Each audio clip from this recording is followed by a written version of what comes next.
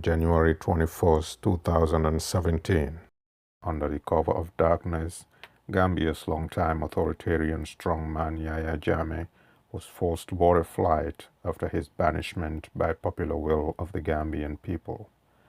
Amid fanfare and jubilation on the streets of the Gambia, defeated and shamed, he will fly to the Republic of Guinea and on to Equatorial Guinea, where he now lives in exile awaiting his fate while his countless victims seek to bring him to justice. This episode unfolding after 22 years of unmatched brutality and persecution of opponents, both real and perceived, as head of the tiny West African nation of the Gambia. Mainland Africa's smallest country, a tiny sliver of land surrounded on all sides by Senegal and the North Atlantic, the Gambia was a British colony until the natives caught up in the independence fever sweeping across Africa. On 18 February 1965, under the leadership of Alhaji Sadauda Kairaba Jawara and the Protectorate People's Party, the Gambia became an independent nation, with Sadauda as the country's first prime minister, later becoming the first president after the country gained sovereign Republican status on April 24, 1970. Under the leadership of Sadauda, which lasted for 3 decades, the Gambia enjoyed relative stability and moderate progress in governance. Heralded as a bastion of democracy in a continent marred by civil unrest and military dictatorships, despite its small size, the Gambia earned the respect of much larger nations and their admiration for the exemplary governance environment. The smiling coast of the Gambia no problem, became taglines in international tourism circles. Tourism flourished and the country maintained a competitive edge in that sector over its larger neighbors due largely to the political stability and the peaceful and friendly disposition of her people that made all visitors feel welcome. Much else has not changed in the lives of the ordinary people who struggled economically, especially for the rural population, heavily dependent on an entirely subsistent and primitive agricultural industry, coupled with limited access to education and healthcare facilities. Large-scale poverty among the rural population, and most of the country for that matter, was prevalent. Resentment towards public officials and disillusionment were growing among the younger population. This will culminate into an armed uprising on July 30, 1981, when the late Kukoy Samba Sanyang, a rural native, would translate that resentment and disillusion into violent and bloody action after being frustrated with the opposition political route. He led an armed insurgency aimed at dislodging the government and ending what he viewed as an unjust rule, an insurgency that will eventually be put down with many lives lost in the process. The status quo remained largely the same, save for a few minor changes in cabinet in the immediate aftermath of the coup. The Gambian National Army was conceived and instituted by an act of parliament as a deterrent and a force to protect the sovereignty of the republic henceforth. The theory was that had there been an army at the time of the 1981 rebellion, there would have been no need for the intervention of the Senegalese forces who helped quell the rebellion. A little over a decade after the 1981 uprising, and less than a decade after the commissioning of the Gambia National Army, the soldiers that were entrusted with safeguarding the sovereignty of the Republic would turn on the Republic and usurp power for themselves. On that day, the Gambia would be transformed forever, but not the kind of transformation that the Gambian people would have hoped for or prayed for.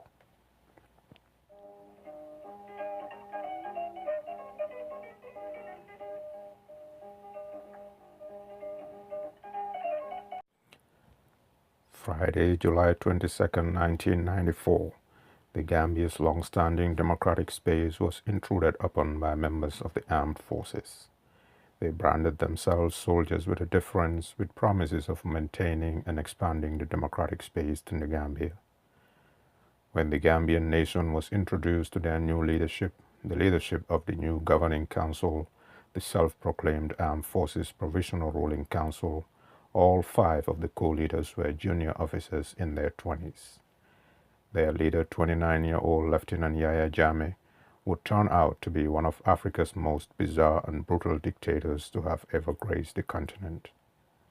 The succeeding 2 decades would reveal a sadist whose only claim to fame was to visit terror and fear on the innocent citizens of the Gambia and to make a mockery of the Gambian presidency on the world stage and to present to the world one more reason to make Africa the laughingstock of the world.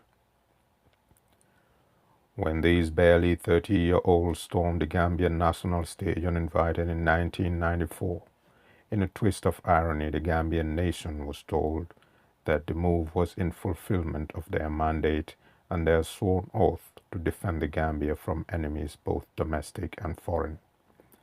The PPP government of Sadauda Jawara that led the Gambia to independence in 1965 was that enemy within, according to them, and they have come to rescue the people.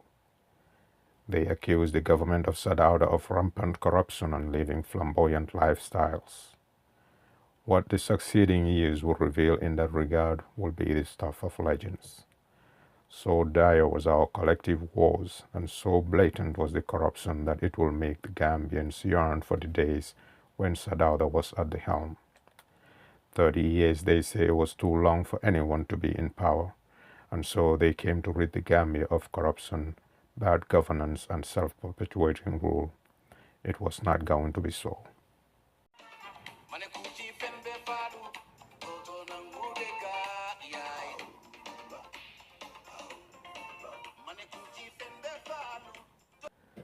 The self-styled soldiers with a difference set out to launch the Gambia into the modern age with a transition government built on the promise of accountability, transparency, and probity. The skeptics among the citizens who know what military government meant doubted their claims. They made a bald-faced promise that they will never introduce dictatorship in the Gambia.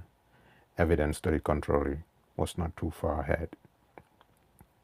What became clear was that Lieutenant Yahya Jammeh never wanted to leave power and immediately set about consolidating himself. With a population largely receptive of the takeover and ecstatic about new beginnings, the toughest challenge he'd have to contend with, if he was to fulfill his ambition, was the military. In Africa's flirting with military takeovers, counter-coups were very commonplace. Almost always, the soldiers turned on each other for a shot at the coveted seat. So he purged the army of officers and men who posed the greatest threat to his self-serving, ambitious plan. November 11, 1994, would be the first such incident in a series of incidents targeting to contain and neutralize members of the armed forces deemed disloyal to Yahya's quest. Although not visible at the time, those followed along ethnic lines, as Yahya himself would reveal when his self-confidence became solidified. The stories that would later emerge of the incidents of November 11, 1994 would reveal sadism and cold-blooded murder at a magnitude so horrifying it would send shivers down the spine of the hardest of hearts. This was an opportunity to send a clear and an unambiguous message that Yahya's rule will not be challenged. Many more such incidents will follow in the next 2 decades. Unimaginable terror will be unleashed on the citizens and known as the friendliest people in the world. The smiling coast has lost her innocence for good.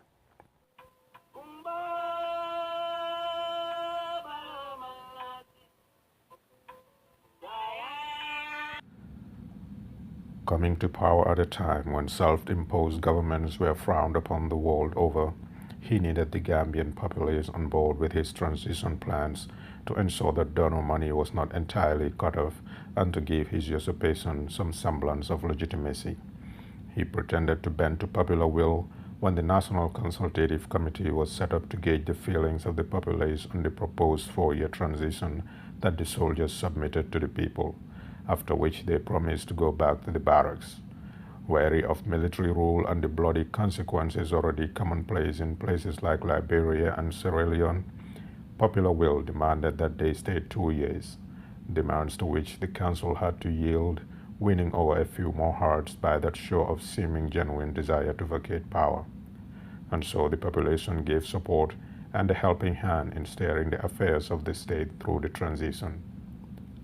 Civilians filled up most of the cabinet positions, and so diplomatic tensions were eased a little more. Yahya Jammeh was never to be outsmarted again or have his ambitions or authority challenged in a similar or any other manner ever again.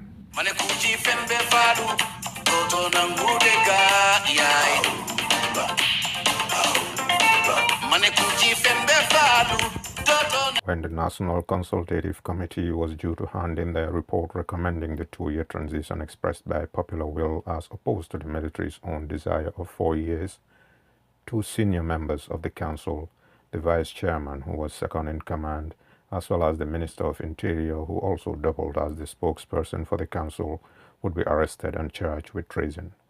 The spokesperson for the council will die in custody a few weeks after his arrest. Details later will claim torture and summary execution.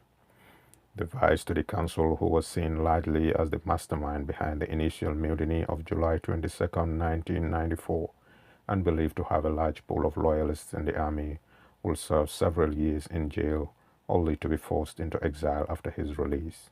He would later claim to have been set up in a bid for Yahya to consolidate more power and neutralize his popularity.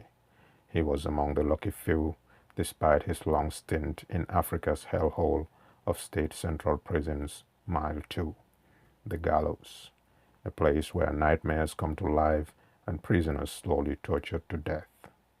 Mile 2, the place people go to die.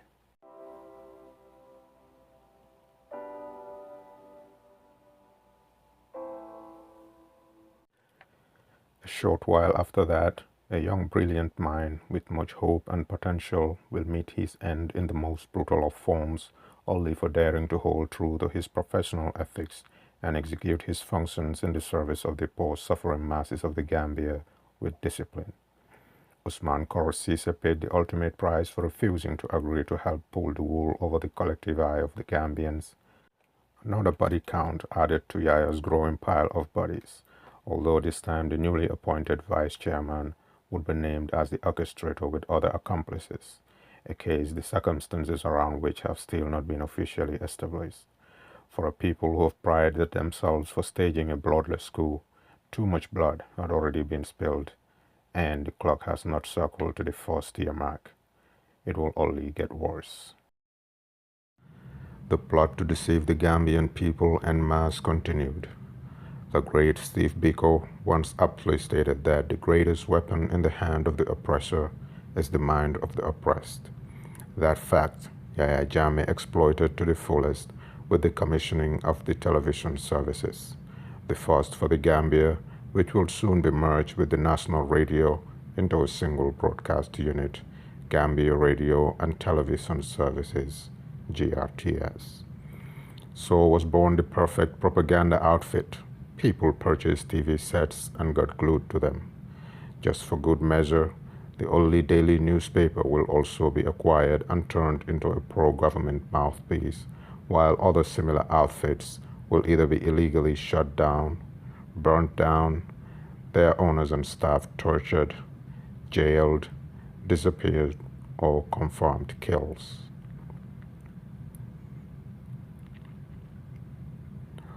Those lucky fled the country into exile.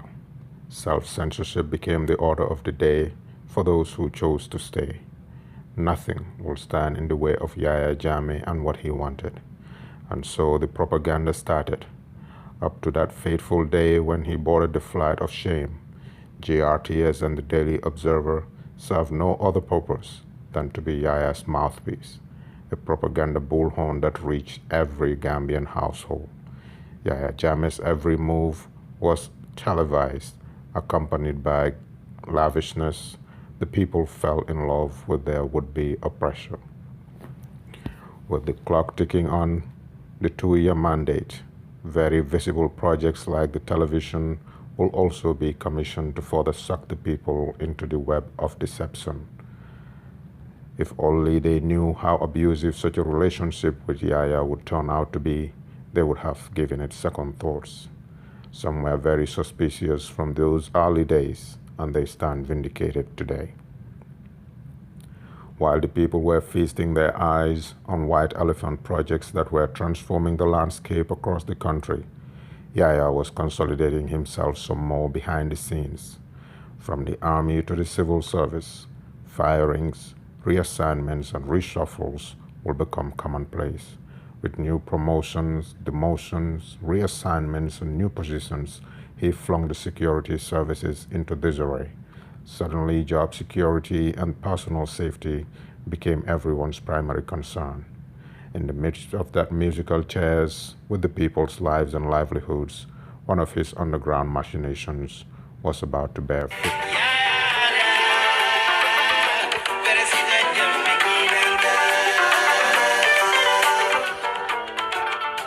When Yahya first assumed power, there was no invective he did not use to label politicians and politics as a whole. He swore to the most sacred of deities that he will never be a politician. It was all a front. He will eat his words and dare anyone to remind him of ever saying that, lest they be buried 6 feet deep. Gambia radio and television services was about to be put to its most effective use. With very conservative values and high regard for elders and people of high social standing, the Gambian people will be lured further into Yahya's web of deception when community and religious leaders were forced to show up at State House to plead, in quotes, with Yahya Jammeh to stay on. They will plead with him on behalf of the entire country to resign from the army and contest the upcoming elections as a civilian on account of the numerous development projects he accomplished in a short span of time. Group after group flocked to the State House on an almost weekly basis from all regions of the country, all with one choreographed message pleading for the same cause, and GRTS, of course, was on hand to make sure the citizens heard and saw it all. Otherwise, one would ask, why else was it commissioned? As amateurish as the plot was, it worked. We were told that Yahya only obliged to popular will, but some knew better than to be fooled by such show of sycophancy and self-serving displays of insincere patriotism.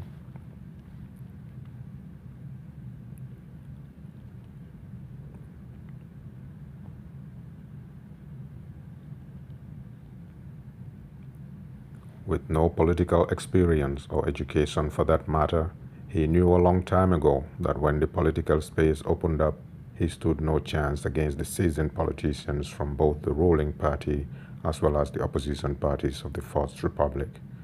To position himself better, he decreed that their participation in the political process that was due to kickstart in 1996 was outlawed.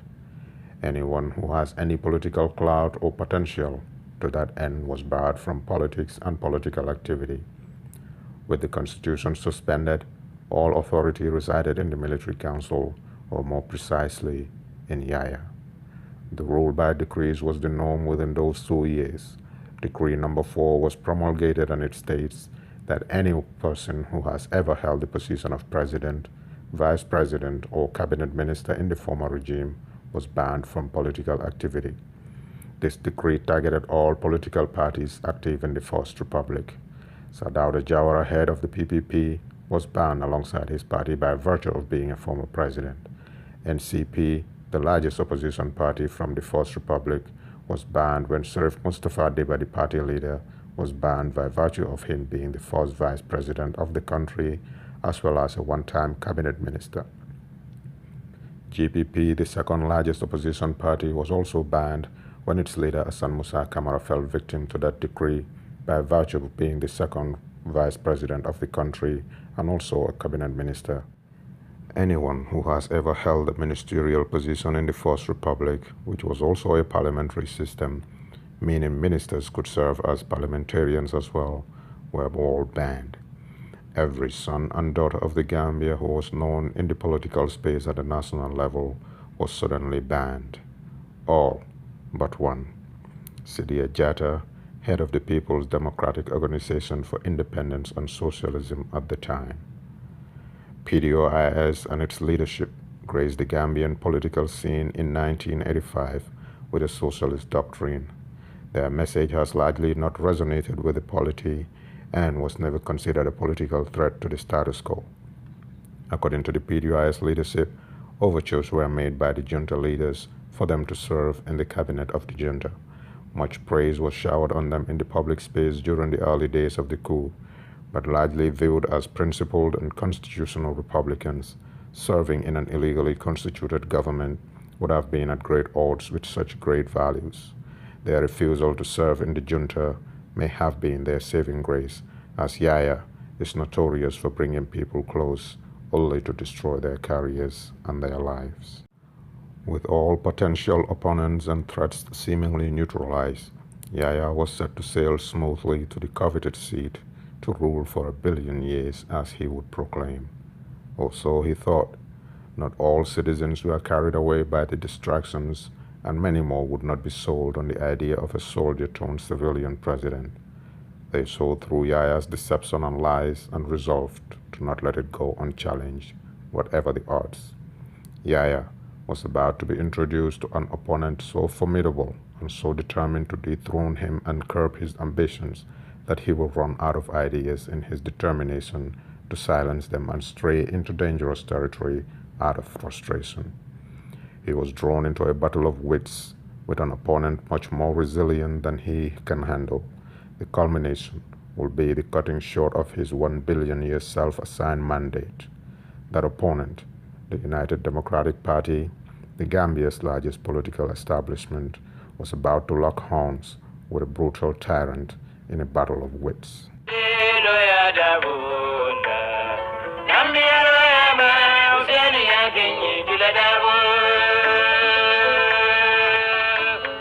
In the 2 years leading up to the opening of the political space, Yahya was not only busy building himself and his chances in the eyes of the people. All and everyone who posed any political threat was being torn down, and any who dreamt of any future political ambition was being neutralized. If not physically, then their character will be put to question at the slightest indication of an interest in public office. The monster that became Sheikh Professor Alhaji Yahya AJJ Jammeh Babile Mansur was information. Through a systematic manipulation of the Gambian psyche, accompanied by sheer brutality, he capitalized on our highly held Gambian values to serve his needs and then turn them on their heads. He will use religion and religious leaders, use our elders and community leaders, our griots and their customs, sports, farming, traditional beliefs. Everything Gambian had to go to work for Yahya, literally. Worse yet, the population will be cowered into submission by introducing alien concepts to which the Gambians were unaccustomed: killings, enforced disappearances, torture, public humiliation, tribal baiting, total disregard and disrespect for religious and community elders. Nothing was taboo anymore under Yahya Jammeh. The Gambia's very social fabric will be broken down, seemingly beyond repair, judging by current trends, all to satisfy the insatiable greed of a gluttonous, power-hungry sociopath. Such disregard for existing norms, which upholds respect for elders and the upholding of human dignity above all else, started when he dragged former public servants in front of commissions of inquiries in the name of accountability. A lofty ideal in theory, but to Yahya this was to be public spectacle aimed at ridiculing and shaming former officials, regardless of their age or status in their respective communities.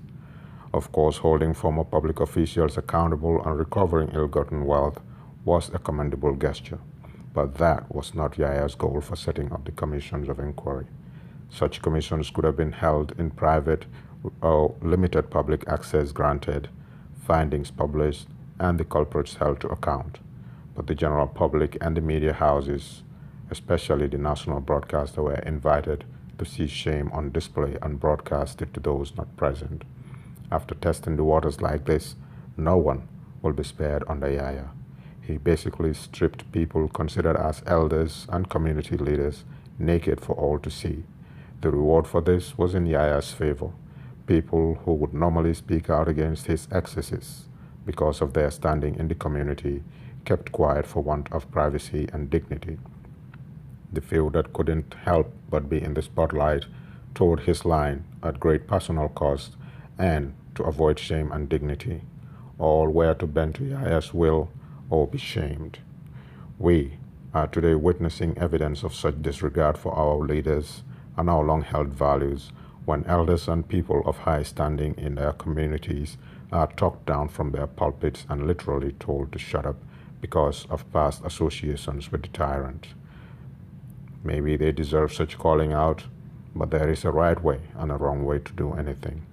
The effect, people who can offer some wisdom and guidance are retreating from offering such advice in a bid to keep their dignity intact.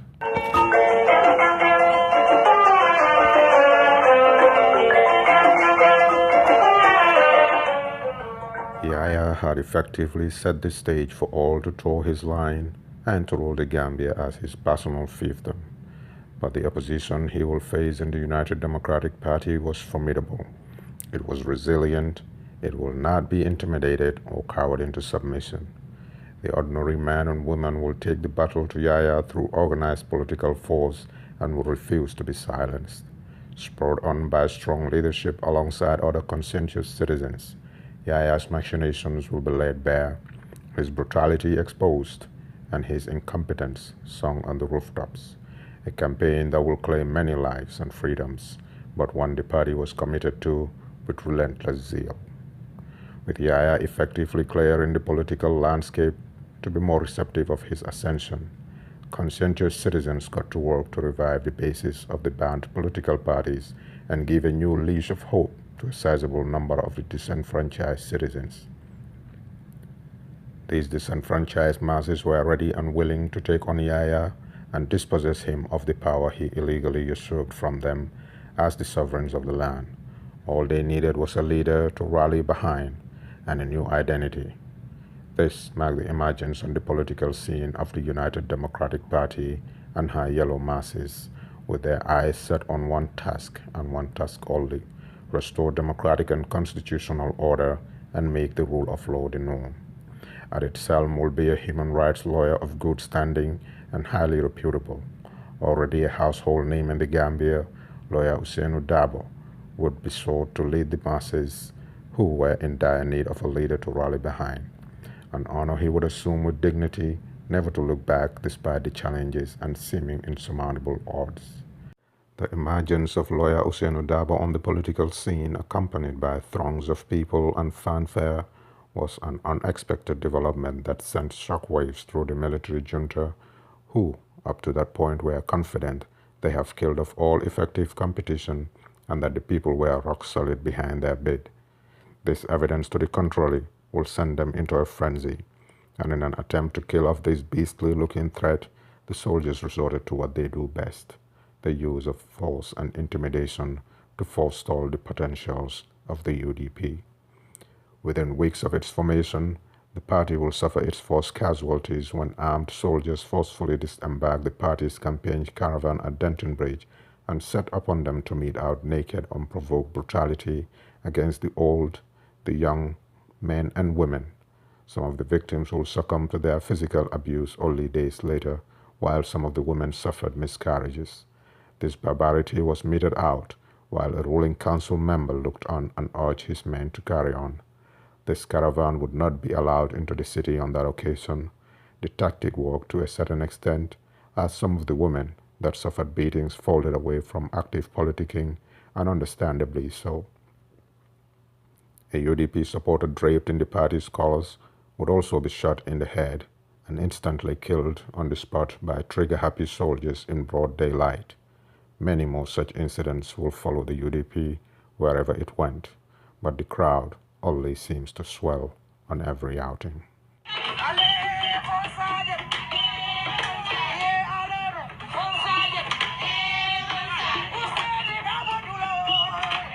Such show of force in sheer numbers was so compelling that Yaya was convinced he was going to lose the elections in 1996.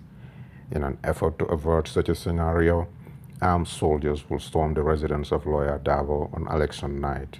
Intent unknown. Lucky for him, he sought refuge in a foreign embassy just in the nick of time.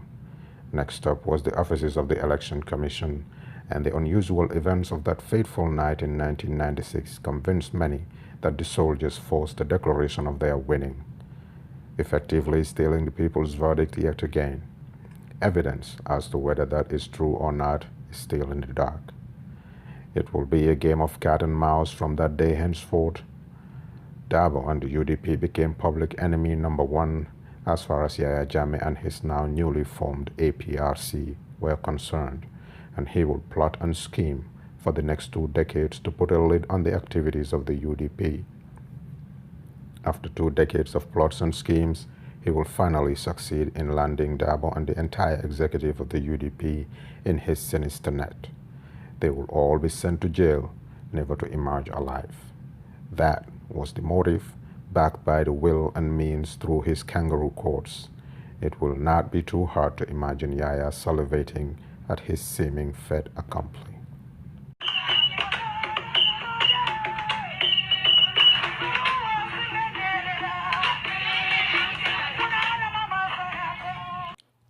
The United Democratic Party, it seems, is finally dead and buried, with the leadership immobilized and no familiar face left behind to succeed them. Yahya and his team can finally breathe a sigh of relief. Kill the leader and the battalion surrenders. Or so it seems. Unlike most other political parties, what Yahya failed to see was the non-traditional nature of the party. The UDP has never been personality-centered, and this is one of its greatest assets and a guarantor to continuity. Like a phoenix, the party will emerge with new leadership, poised to keep the fight, determined and unfazed with renewed determination to not only dethrone the king, but to free their leaders who were being slowly poisoned to death, one at a time. Yahya and anyone who ever doubted the determination of the UDP to unseat the tyrant were about to be introduced to the character of the UDP and just how formidable and adaptive the party really is.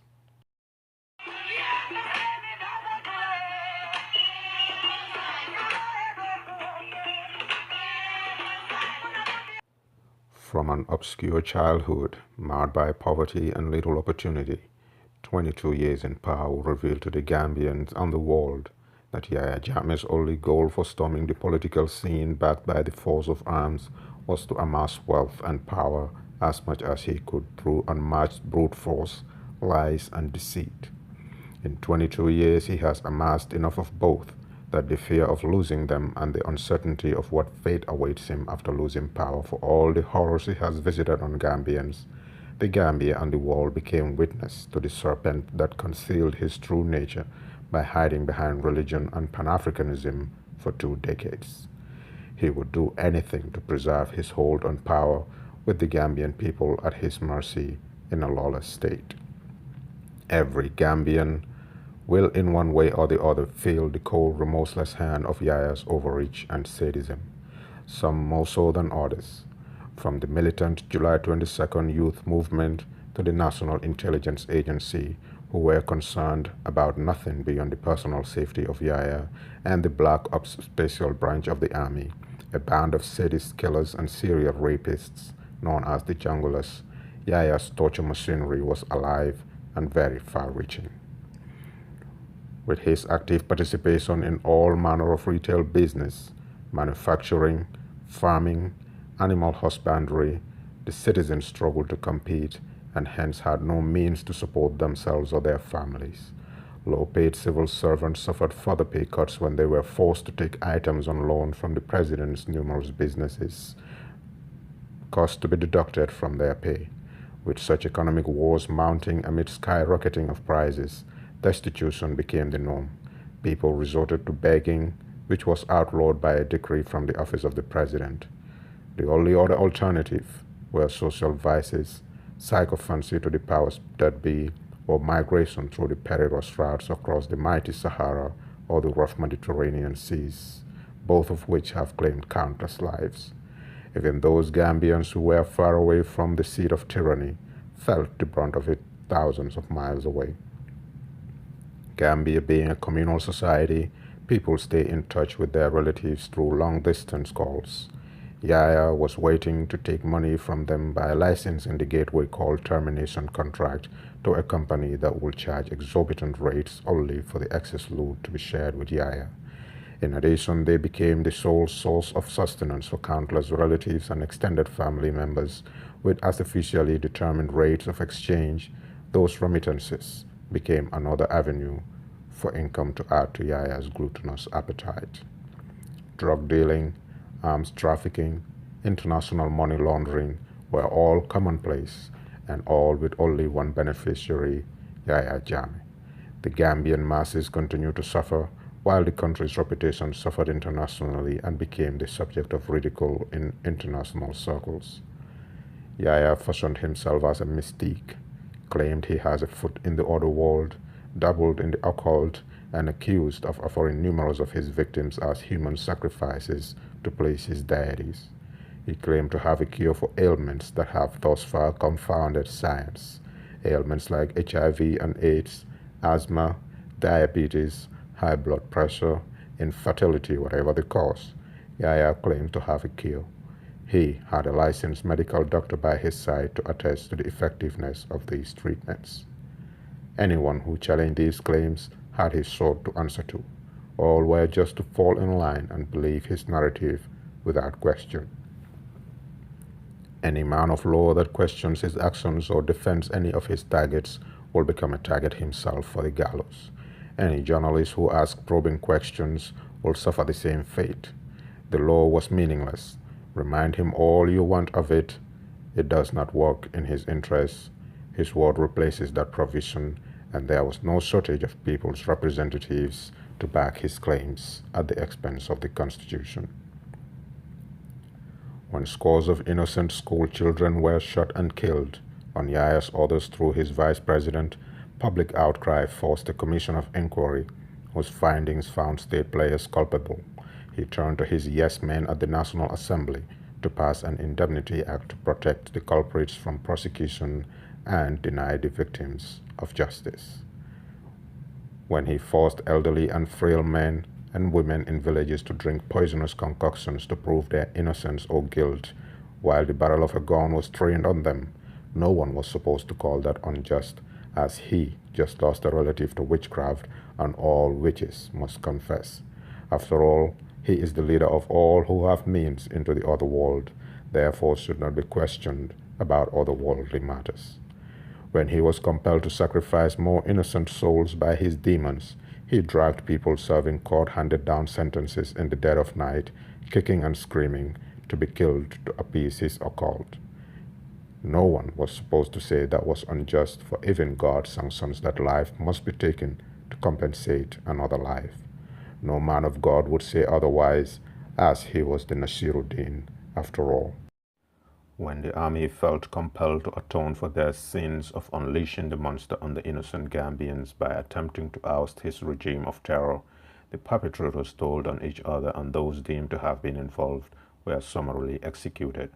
Although the official version was that they escaped in chains and ankle shackles, never to be heard from by their families and loved ones up to this day. As sinister and cruel as the foregoing are, Yahya orchestrated the grandest of schemes to set the Gambia on a path to civil strife along ethnic lines by singling out and targeting the country's largest ethnic group for ridicule, scorn, insults, open and unprovoked hate, as well as physical threats and threats of extermination or expulsion from their father's land, all because the largest and loudest challenge to his reign came from an establishment headed by a Mandinka. Kabirin 1994 Mandinko le la to kapitno wuti ni nyimbanko kan nali man tenko mbal tenko ni la 9 meters deep kabirin before ila yomindimi Mandinka masakunda te soto la jan tele nga ko billahi wala talay ma kede da soto da nyim fada ngata jahana man yore no gumon la man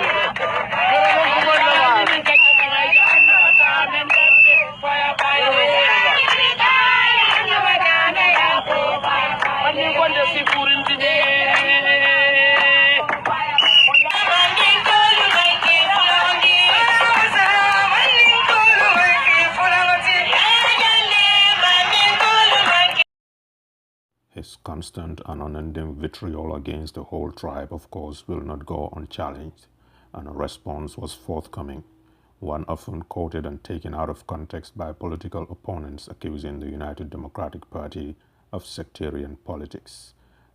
A repeat of Yaya's lines. Nimbara kende. Gambia bi. Kasum. Kasali. Kajakobo. Abeda le. Barkayaya baile dakata abed. Kayaya bayi wala dakata abed. Farlo. Ako farlo. Gambia kan. Bi. Ako bi. Kayaya bondi. Momo tutawonoma. Itibita arjanda. Solo dambante. Yimbe fata dambante. Momo nabe UDP. Abebe pare ni nyina. Abebe pare zalala. Foni manade. Mandin kolu. Alinga monebo. Dunia bela monebo. Ni mandin kolu. Namuka mandin kolu di. Alinga ke alai. Bawa ye marasanji muang. Ay mo marasanji muang. Kumambuje. Mankunoje. Fokamfa. Fokan sorong. Ka kuobe ken. Alinga falin. Wata tanati. Umanke nyo jawyati. Wala be mone bebola. Na be mfala. Ba inteli be fa. Atro ay bande mo be fa. Kufulale. Ekara fa kufulala. Mfasuo. Mfabanko. Kare siso konko nyina. Wala. Fonfureo. Sarakule mandinga. Fula. Ndele tamu nyimbanko. Ndele tamu jadi. Ndele mubadinti. This was the daily nightmare of Gambians, with every avenue for peaceful reprieve brutally shut down. The only hope was to use the little wiggle room available to find a political solution to this nightmare. But even there, Yaya will not let up. Voter intimidation, inducements, torture, incarcerations, and forced disappearances and rape were all tools used to shut down any contenders and political opponents. Since he speaks to otherworldly beings who loved him so much, he would tell the Gambian voters that beings from the other world would vote for him if the people failed to vote for him. Voter apathy became the norm when the culpable bought into this narrative. In the real world, voter laws were heavily tilted in favor of him maintaining power, so much so that several parties will boycott elections on multiple occasions to avoid giving him any legitimacy through sham elections, which were won years before the actual votes were cast. All gave up hope of ever witnessing the end of such tyranny. So desperate and hopeless was the situation that former opponents and arch-rivals started switching camps. Even former victims became allies within the same machinery that has caused them so much pain and anguish. Armed struggle, it seems, was the only avenue. Break the country down and rebuild was the calling card. With eyes and ears everywhere, this seemed to be an impossible feat to pull. Help would come from outside when Gambians abroad mobilized funds and resources to take on the tyrant. They would not succeed and would meet a tragic end at the hands of the tyrant's loyalists. Storm clouds were gathering yet again. It seems the Gambia was on the path to being another bloody African episode, only this time it will not just be politically fueled. The battle lines will be drawn along ethnic lines, and the troops were already amassing. Few men and women will save the entire country from that imminent scenario.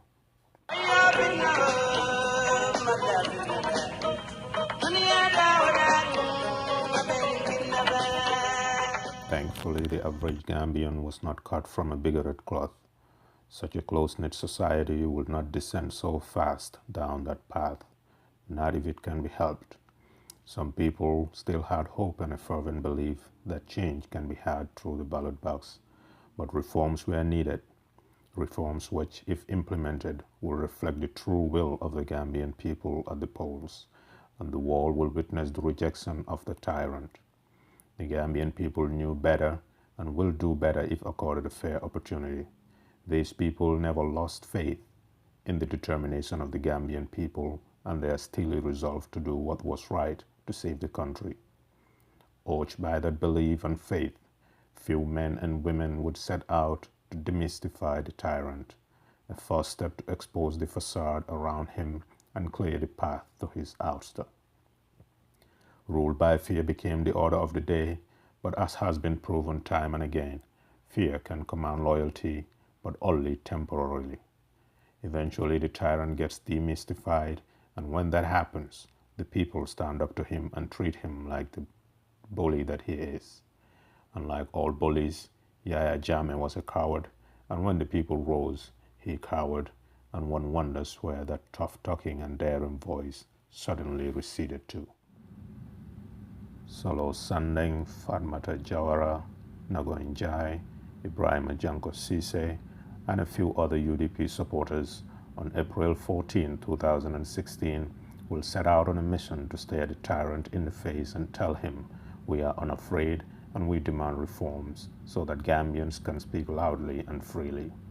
Armed only with a banner demanding electoral reforms and a bullhorn, the tyrant's minions will set upon them to mete out such brutality as to beat Solo Sandeng to death for such a daring feat.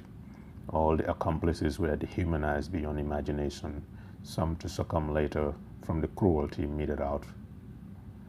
Ibrahim Solo Sandeng and Co., the heroes and heroines who set the Gambia on the path to change when all hope was lost, men and women to whom the country will owe eternal gratitude.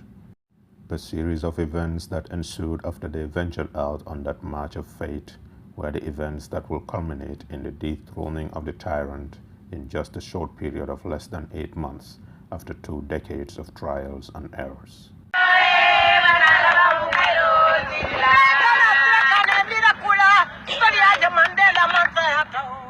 When news of Solo Sandeng's torture to death was relayed to the party leadership, an emergency meeting was convened to map out a response strategy. Although the protest was planned and executed with the main executive kept in the dark, the leadership assumed their rightful role and resolved that such heavy-handedness will not go unchallenged. We are involved, and we will not abandon our children. We will not abandon members of our party because they were involved in these activities without our consent. The resolution was made that the youth would not be abandoned.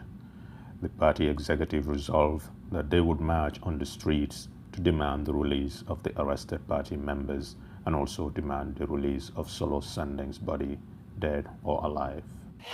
Release Solo Sandeng, dead or alive. Release Solo Sandeng, dead or alive. Release Solo Sandeng, dead or alive. Release Solo Sandeng, dead or alive.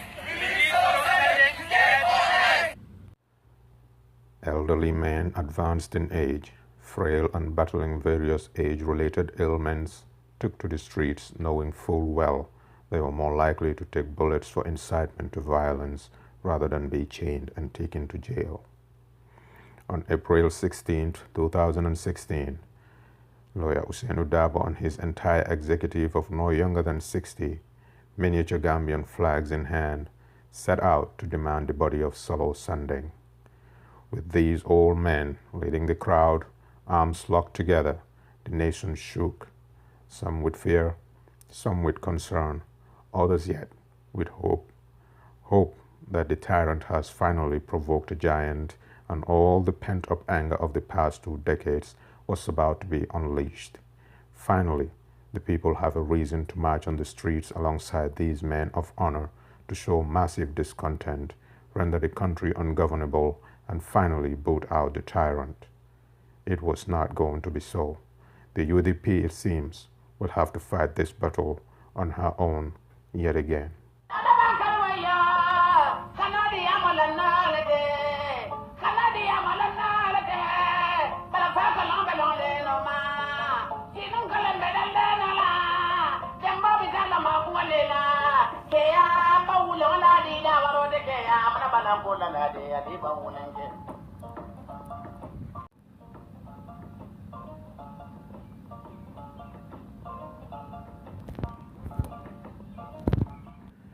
Eight grueling and torturous months will ensue, with a nation all but oblivious to the plight of these men and women of valor.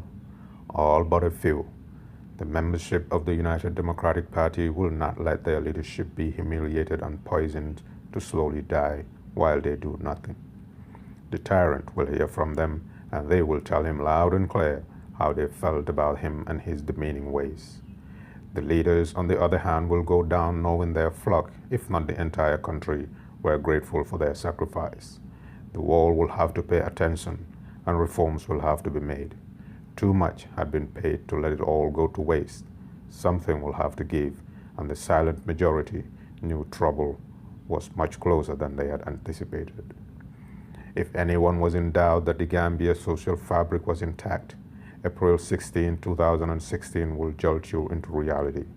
Seeing how old men in their late 60s and early 70s were being manhandled and hauled into the back of military trucks amidst insults and beatings was proof that whatever regard and sympathy we may have for our elderly folk were long dead and buried on the Yaya Jammeh's way of terror. We are today witness to such disregard for our elderly folk when insults are hauled at them for simply daring to hold views that some do not agree with.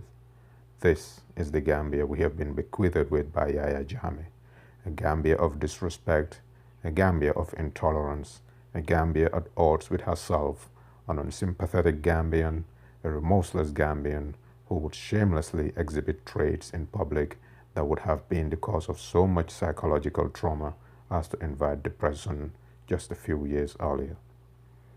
From far-flung corners of the country, party supporters will travel through their own means to come and show solidarity with their leaders who get marched in front of kangaroo courts in wrist and ankle shackles, tethered together like common criminals, all for daring to exercise their rights as citizens by demanding answers from the authorities on the death of one of their own. But with the Yaya that the Gambia has become familiar, the goal was to first humiliate, psychologically torture, and then eliminate. The sham trials were just a front. The verdict was already made even before they ever set foot in that courthouse. Political leaders, civil society organizations, and civilians alike all watched on in collective inaction, knowing full well what awaits these men and women. Week after week, the people watched while Yaya Jammeh made a mockery of our values through his security outfits and the kangaroo courts. But the unfazed supporters flocked to the courts to show solidarity again. Women took to the center stage, giving birth to the Kalama Revolution. The movement is spawning its own offspring, and the diaspora assumed their notorious role of being the most vocal constituency of Gambians. Their moral and financial support were always at hand. Although physically removed, these sons and daughters remain connected to their homeland and committed to alleviating the plight of their people. Their efforts will pay off.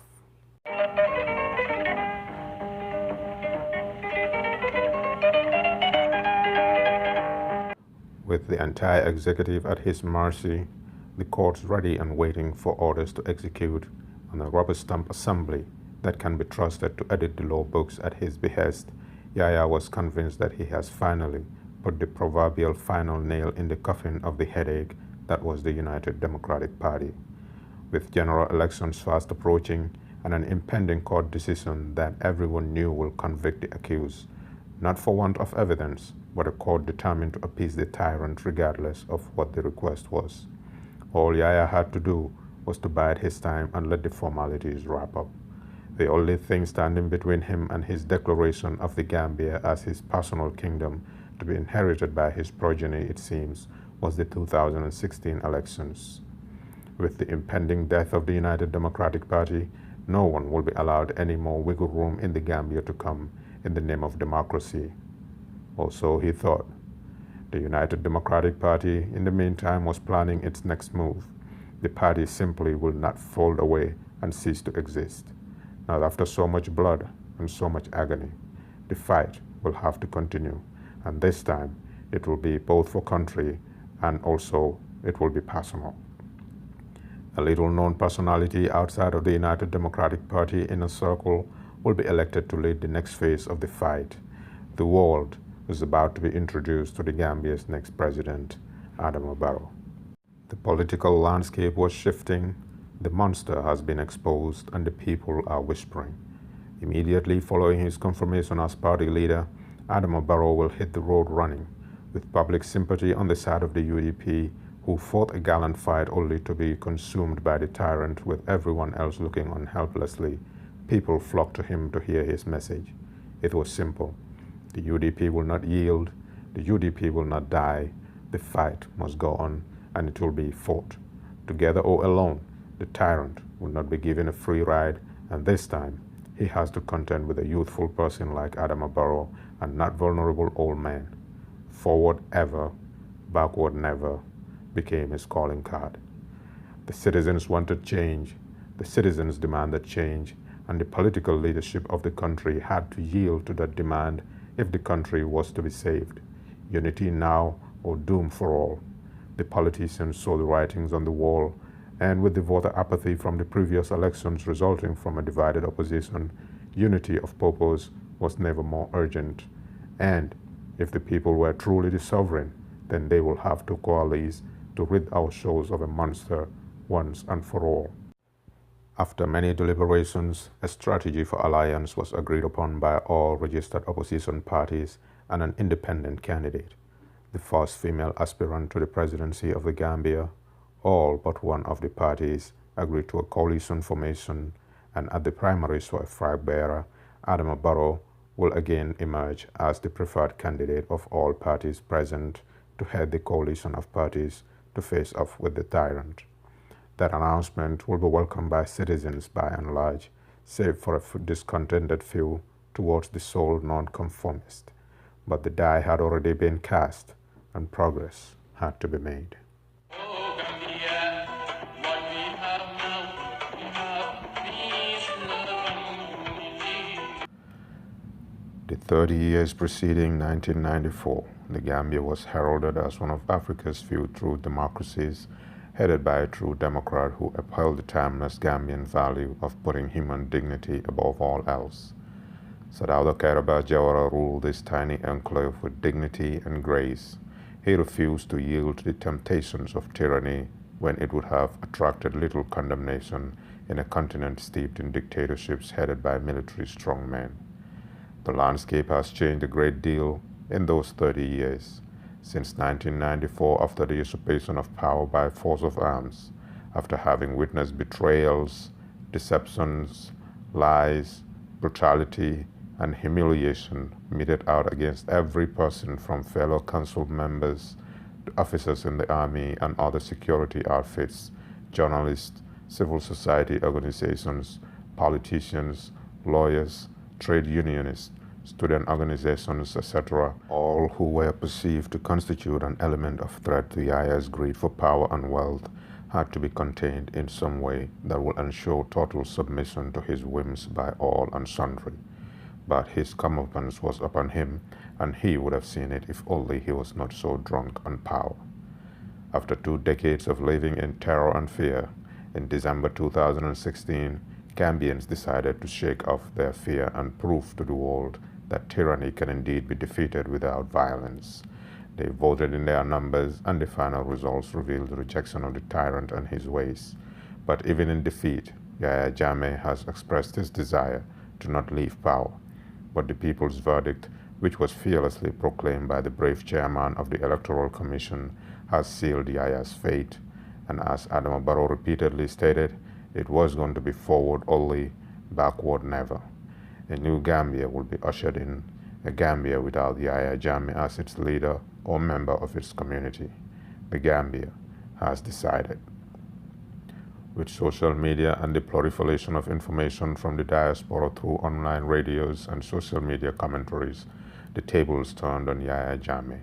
He became dispossessed of his greatest weapon as GRTS was rendered obsolete and irrelevant. The battle to take back the country started with raising awareness as to the situation in the country, and for once Yahya Jammeh was put on the defensive. But with so much stacked against him, he was sure to lose the battle, and with it all his power and wealth. Losing that personal fortune and the exposure of the crimes committed to amass them, that fear and the uncertainty has brought out the wolf that has donned the sheep skin all this while, and he was ready to bite. But faced with a much more sophisticated and determined regional power to forcefully remove him, kicked and screamed as he may, he finally yielded to the people's verdict and bowed in shame. In his final moments, he showed the Gambian people what he truly cared about, his wealth. As part of his plea bargain, he, would take as much of his ill-gotten wealth as he could.